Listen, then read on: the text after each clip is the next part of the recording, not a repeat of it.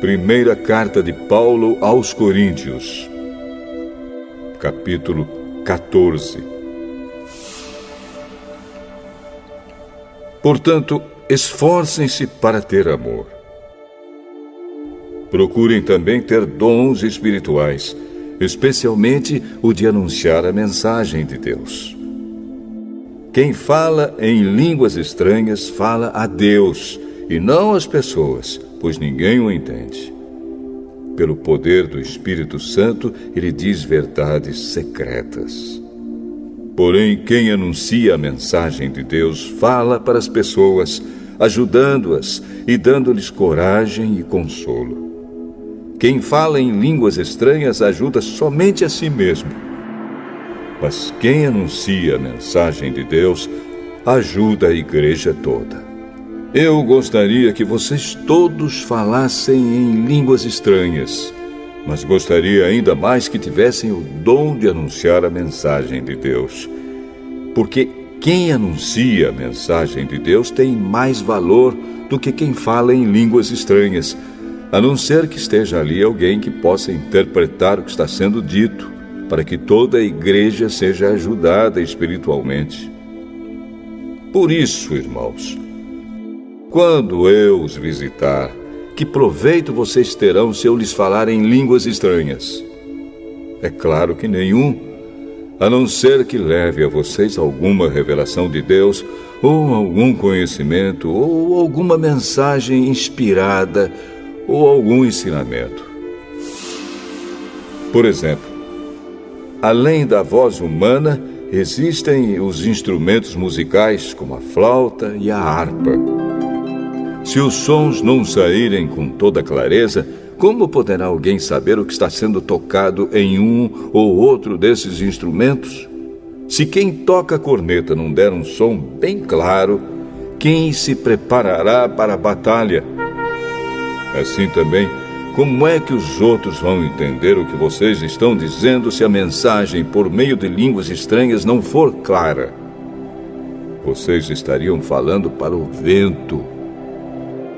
No mundo há muitas línguas diferentes, mas cada uma faz sentido. Porém, se eu não entendo a língua na qual alguém está falando comigo, então quem fala essa língua é estrangeiro para mim, e eu sou um estrangeiro para ele. Por isso, já que vocês estão com tanta vontade de ter os dons do Espírito, procurem, acima de tudo, ter os dons que fazem com que a igreja cresça espiritualmente. Portanto, quem fala em línguas estranhas deve orar, pedindo a Deus que lhe dê o dom de interpretar o que elas querem dizer.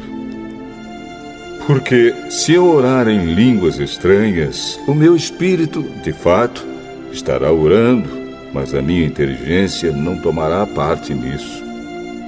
O que vou fazer, então? Vou orar com o meu espírito, mas também vou orar com a minha inteligência. Vou cantar com o meu espírito, mas também vou cantar com a minha inteligência. Se você dá graças a Deus em línguas estranhas, como é que uma pessoa simples que estiver na reunião poderá dizer amém à oração de agradecimento que você fez? Ela não vai conseguir entender nada do que você está dizendo. Mesmo que a sua oração seja muito boa, essa pessoa não receberá nenhuma ajuda. Eu agradeço a Deus porque falo em línguas estranhas muito mais do que vocês. Porém, nas reuniões da igreja, prefiro dizer 5 palavras que possam ser entendidas para assim ensinar os outros, do que dizer milhares de palavras em línguas estranhas. Irmãos, não pensem como crianças. Sejam como crianças para o que é mal, mas sejam adultos no seu modo de pensar. Nas Escrituras Sagradas está escrito: por meio de pessoas que falam em línguas estranhas, eu falarei a este povo, diz o Senhor. Falarei por meio de lábios estrangeiros, mas assim mesmo meu povo não me dará atenção.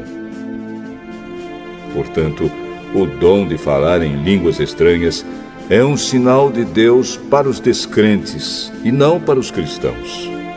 Mas o dom de anunciar a mensagem de Deus é um sinal para os cristãos e não para os descrentes. Imaginem que a igreja esteja reunida e todos comecem a falar em línguas estranhas. Se chegarem ali algumas pessoas simples ou descrentes, será que não vão dizer que vocês estão loucos? Mas se todos estiverem anunciando mensagens de Deus e entrar ali um descrente ou alguém que seja simples, ele vai ouvir o que vocês estão dizendo e se convencer do seu pecado. E ele será julgado pelo que ouvir. Os seus pensamentos secretos serão revelados. E ele vai se ajoelhar e adorar a Deus, dizendo: Deus está mesmo no meio de vocês. Portanto, meus irmãos, o que é que deve ser feito? Quando vocês se reúnem na igreja, um irmão tem um hino para cantar, outro, alguma coisa para ensinar, outro, uma revelação de Deus, outro, uma mensagem em línguas estranhas, e ainda outro, a interpretação dessa mensagem. Que tudo seja feito para o crescimento espiritual da igreja. Se algum de vocês falar em línguas estranhas, então que apenas 2 ou 3 falem, um depois do outro, e que alguém interprete o que está sendo dito. Mas, se não houver ninguém que possa interpretar, então fiquem calados e falem somente consigo mesmos e com Deus. No caso de 2 ou 3 receberem a mensagem de Deus, estes devem falar, e os outros que pensem bem no que eles estão dizendo. Se uma outra pessoa que estiver ali sentada receber a mensagem de Deus, quem estiver falando deve se calar. Vocês todos podem anunciar a mensagem de Deus, um de cada vez, para que todos aprendam e fiquem animados. Quem fala deve controlar o dom de anunciar a mensagem de Deus, pois Deus não quer que nós vivamos em desordem, e sim em paz. Como em todas as igrejas do povo de Deus, as mulheres devem ficar caladas nas reuniões de adoração. Elas não têm permissão para falar. Como diz a lei, elas não devem ter cargos de direção. Se quiserem saber alguma coisa, que perguntem em casa ao marido. É vergonhoso que uma mulher fale nas reuniões da igreja. Por acaso a mensagem de Deus veio de vocês? Ou será que veio somente para vocês? Se alguém pensa que é mensageiro de Deus ou que tem algum dom espiritual, deve saber que o que estou escrevendo é mandamento do Senhor. Mas se alguém não der atenção a isso, que ninguém dê atenção a essa pessoa. Assim, meus irmãos, procurem sempre anunciar a mensagem de Deus, mas não proíbam que se falem línguas estranhas. Portanto, façam tudo com decência e ordem.